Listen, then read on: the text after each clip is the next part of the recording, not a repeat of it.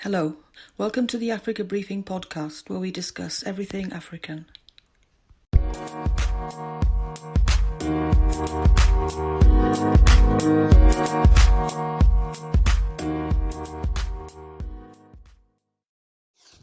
Hello, and welcome to the Africa Briefing podcast. My name is John Ofeyansa. For centuries, long before pharmaceutical factories were built, African herbs were a natural and trusted way of healing and warding off ailments. Medicinal plants still constitute an integral part of the African healthcare system. Interest in traditional medicine can be explained by the fact that it is a fundamental part of the culture of the people who use it. However, there is still an inadequate clinical evidence to establish their efficacy. Without this information, there's a lot of skepticism about the value of such therapies.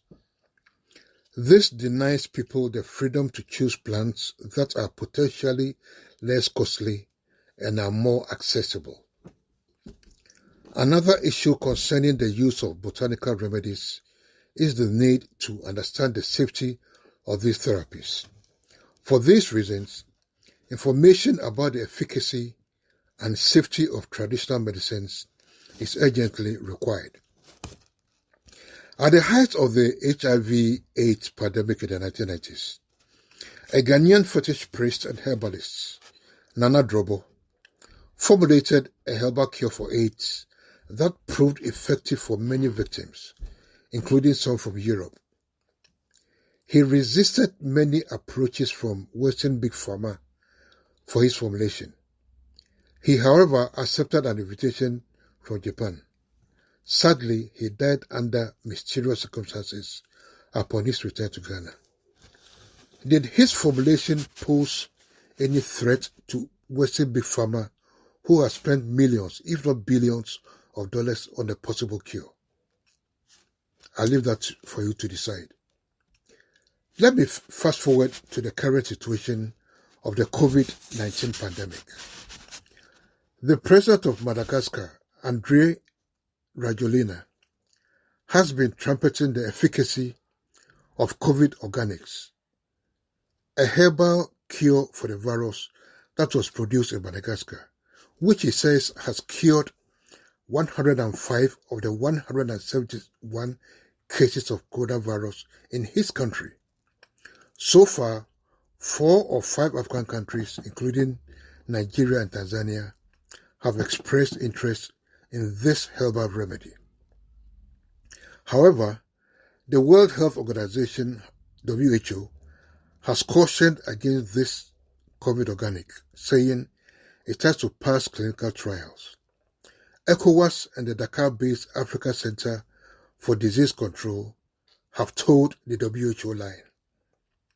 But President Rajoelina has dismissed them, stressing that the warnings are meant to detract and discourage progress of the drug, which Madagascar is not going to follow. And I quote him, "If it weren't Madagascar, but a European country that had discovered the remedy COVID organics, would there be so many doubts? I do not think so." And I absolutely agree with the Malagasy president. In Ghana, the Noguchi Institute for Medical Research at the University of Ghana is also developing a herbal remedy for the COVID-19.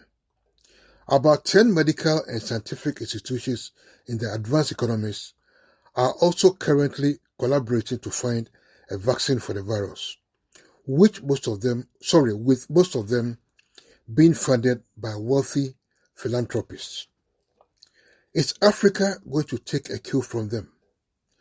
Are African leaders going to muster the political will to pool resources to harness our herbal potential to find a remedy for this deadly virus? There is currently a renewed interest in African plant-based medicines and the prevention and cure of various diseases. Medicinal plants still play an important role in healthcare systems in African countries. So now is the time for Africa to buck the trend and be leaders instead of followers.